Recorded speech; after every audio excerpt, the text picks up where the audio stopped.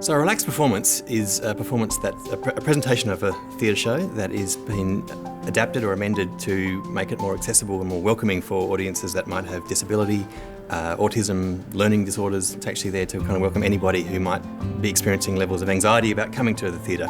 So each year we do run audio-described performances for visually impaired children. Expanding that to children with all sorts of disabilities, including autism, has been a natural progression for us and something that I'm really excited to be working with the Arts Centre on this year.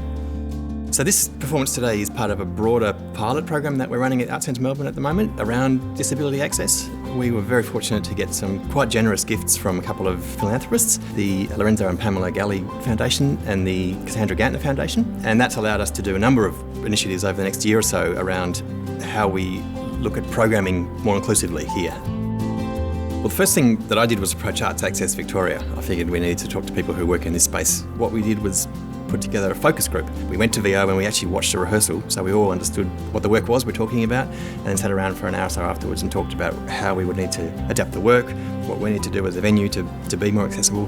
And it was a very animated and just exciting discussion, and what became really apparent to me was that everybody there had a different perspective on this kind of thing, but we were all there for the common goal, and we're very, very excited about the fact that it was happening. We sort of had to come out and go, okay, what can we do in the time that we've got, and what can we do taking on board some of those suggestions?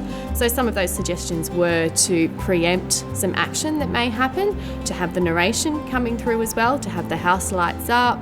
We've cut a strobe effect, so we've just softened the performance there as well. Sequentially, the performance still runs as it is, and when we get to anything that we felt might have been intimidating, we actually stop the action, stop the music, get the performers out on stage and demonstrate the activity and say this will happen at some point, and over to the next sequence.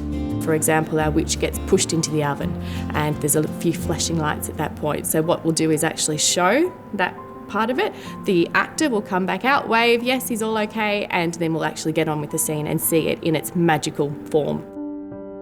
We need to provide a breakout space, like a quiet room for people who may need to get out of the auditorium if they're being overwhelmed. We also need to prepare a lot of resource materials in advance for what we call a visual story, which provides images of the venue, of where people are coming to, of characters in the show, a bit about the story, about what to expect. Just some tools really about how people can prepare to come if they're anxious about not knowing what they're coming to.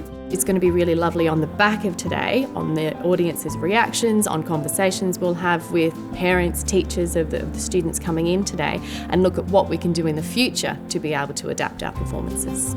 We are about accessibility at Victorian Opera. It's really exciting to be the first company in Melbourne to do this, particularly in conjunction with the Arts Centre. We're really proud of it.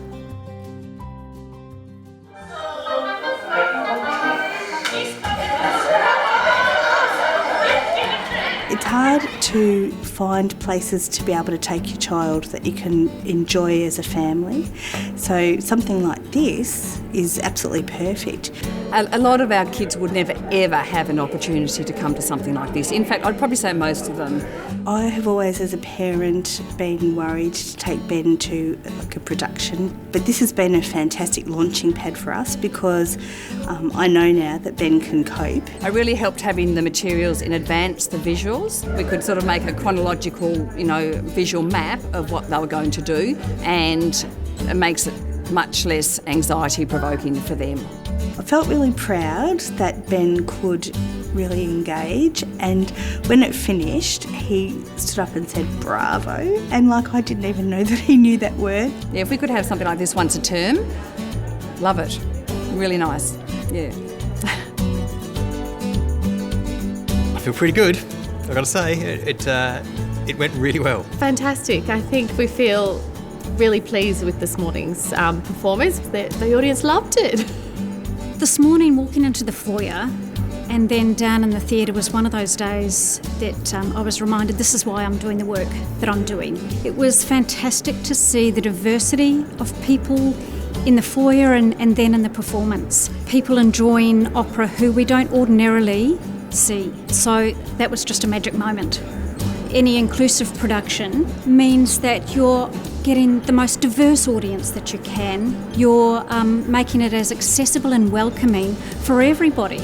So families can bring their child with autism, siblings can come together, school friends can come together and enjoy what the rest of us take for granted. For us, this whole disability pilot that we're doing at the moment is about trialling stuff, exploring this space, seeing what works, what doesn't work, talking to the sector, and just seeing if we can find a way of embedding what we learn about this into our broader programming strategies. And hopefully you'll see more of this type of performance, not just from us at Victorian Opera and the Arts Centre, but hopefully all around Melbourne and across the industry.